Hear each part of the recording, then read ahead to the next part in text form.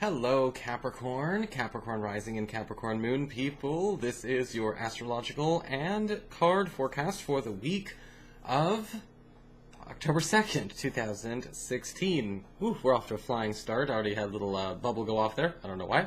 So, what's going on this week for everybody here? Well, when it comes to this week, I've been just cutting right to the chase, this week for everybody, because we've got a lot of squares going on, in particular Tuesday, Wednesday, and Friday.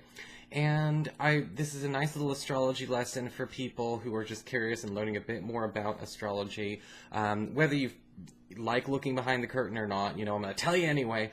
And, squares tend to be challenging, but it's almost like a gift that comes with rough edges. It's not gift wrapped very well, but it still can bring a gift. And the reason I'm doing this is because I want people to understand that when these kinds of things happen, they are definitely not meant to be rejected just because there's a challenge.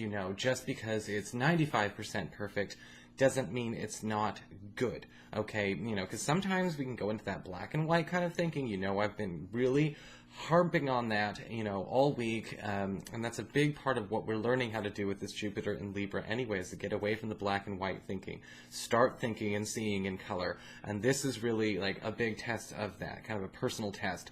And a big part of this, starts on Tuesday with Mars forming its square to Jupiter between your sign and your 10th house of career. And so when we have this kind of angle happen, we have a really nice thing happen, believe it or not, because even when Jupiter is involved, a challenging aspect, such as a square, can actually be made very, very good. And when we have Mars and Jupiter come together, it's sort of like when it rains, it pours, okay, kind of angle. It can sometimes bring on too much of a good thing. Now, this could be great for those of you who are looking to perhaps actually drum up a lot of extra business or put in a lot of extra hours at the office to bring in a lot of money really fast, but it can also feel a bit overwhelming because sometimes it is sort of biting off more than we can chew. So it's very important to understand moderation here and not to get too greedy. The nice thing about this, though, is that this does last for a whole 2 days. So even if we feel like we went too far on Tuesday, we still have a chance to get it right on Wednesday. The next big square, happens on Friday between the Sun in your 10th house of career and Pluto in your sign. I'm seeing a pattern here. And this square is a bit different. It doesn't quite have the soft edge the way that, say, the Mars-Jupiter square does.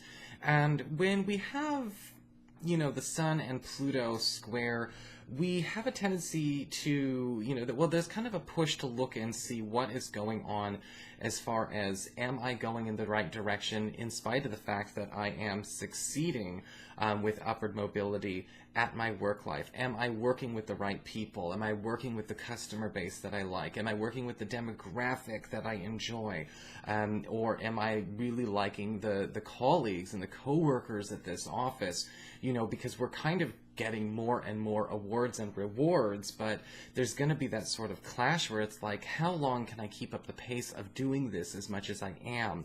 Do not be afraid to set limitations on your availability this week. Sometimes with the Sun and Pluto, it can also talk about maintaining our personal space and our personal sense of authority over our privacy and our accessibility. So if people start trying to go out of their way to get a hold of you through personal places, maybe kind of accidentally or maybe even purposefully going where they should not go, into that employees only or that personal space only territory, don't be afraid to, again, make sure that they respect those limitations, all right? Because it's very important, because, if a person thinks they can get away with it once, they're going to think they can get away with it for all time. So, what is happening with your cards this week, Capricorn? Well, we've got for your spiritual advice the card of the Queen of the Darkwood Elves. And this card can usually talk a lot about a need to pay attention to where we are seeing, I guess you could say, a bad pattern beginning. All right, and where, again, very much like with our astrology, we do have the opportunity now to nip things in the bud, to stop an undesired trend from becoming the new norm. And this is asking you to pay attention to when things are being foreshadowed this way, not to be too passive or throw in the towel prematurely, because the Queen of the Darkwood Elves is kind of saying, like, look, you're not going to go down fighting. It's actually trying to say, like, look, things are preventable. Nothing is ever set in stone. What do I always say? I don't say fate is set in stone. I say it's a tide. Some tides are stronger than others, but the savvy, the smart, and the capable are going to know when it's time to fight the tide, get off the beach, wade in the tide, or let themselves get swept out to sea if that's the right thing. But you don't have to just flail, so be prepared. Again, we're able to prevent something from becoming a new norm that we don't want to be the new norm. For your Earth sector, when it comes to your work and your financial life, we do have the Hangman inverted. And this card is saying that, again, we're kind of feeling a bit bound up this week, and we are going to be very bound up. But we're being bound up, maybe even seduced by a lot of money and a lot of extra hours, but it's actually taking away from our availability. Again, as a temporary trend, this could be exactly what the doctor ordered, and this might actually be something you are taking as 100% good news, which is great for you if you are.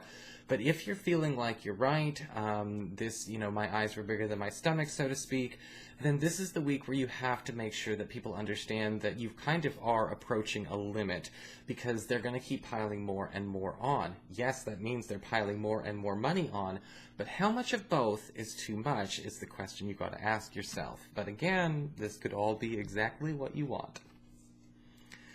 For your communications with air, when it comes to messages you get from friends, from relatives, the others in your life, we do have the Ace of Wands inverted.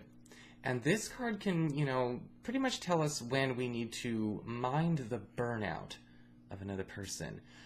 You may actually have to kind of take up somebody else's cup, so to speak, this week, whether it is, okay, with the Ace of Wands inverted, it's kind of like maybe helping another person gain their own privacy, gain their own life back. We've seen it a million times with friends and relatives. It's like maybe they're getting bombarded, they're getting crowded all the time. You can tell they're looking for a way out, but it's like their friends or their girlfriend or their boyfriend or their relative or whatever is just not letting them be, and taking something off their plate can be a really nice thing that you can do, Capricorn, because again, it's kind of like, what it's like to be there. What it's like to be in a situation where people, for some reason, just their emotional intelligence is really, really low at that moment. They can't pick up on the signals that somebody's getting drained, somebody's getting frustrated, or something's inappropriate.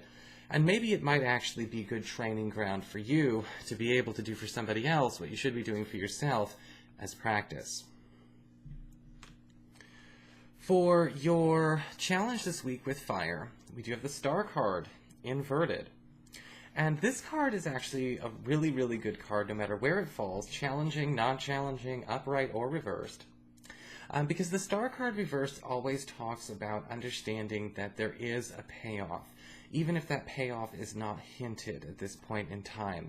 And the Star card reversed is basically saying you've got to see and, a little bit more about where things are going to pay off a little bit farther down the road. The challenge may be that we have to wait a week, 2 weeks to finally get this cash out, but the Star card inverted is basically saying that the longer you wait, the bigger the harvest in this sense. And this might actually have to do with, maybe even a literal harvest, whether it's selling off an investment or it's calling in a favor, whatever you've got to be doing. The longer you wait with this cash in, again, maybe like a week or two, the bigger the payoff is going to be.